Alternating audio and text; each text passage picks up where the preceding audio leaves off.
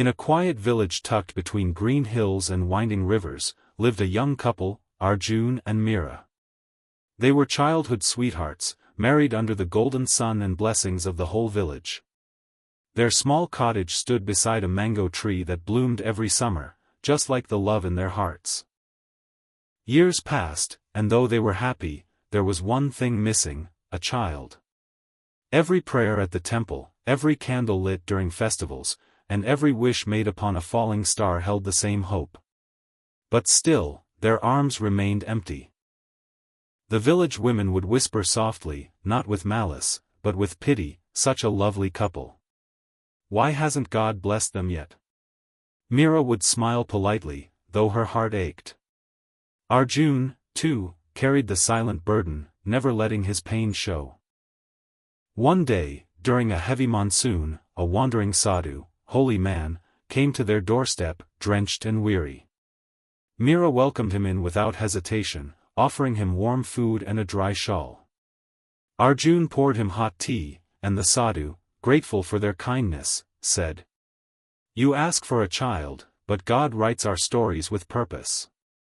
What you seek will come, not as you expect, but as you need." They didn't understand his words, but thanked him anyway. The next morning, he was gone. Weeks later, while walking through the forest path to gather herbs, Meera heard a faint cry. Following the sound, she found a baby girl wrapped in cloth beneath a banyan tree, abandoned, cold, but alive. Her eyes, wide and curious, locked with Meera's. Something unspoken passed between them.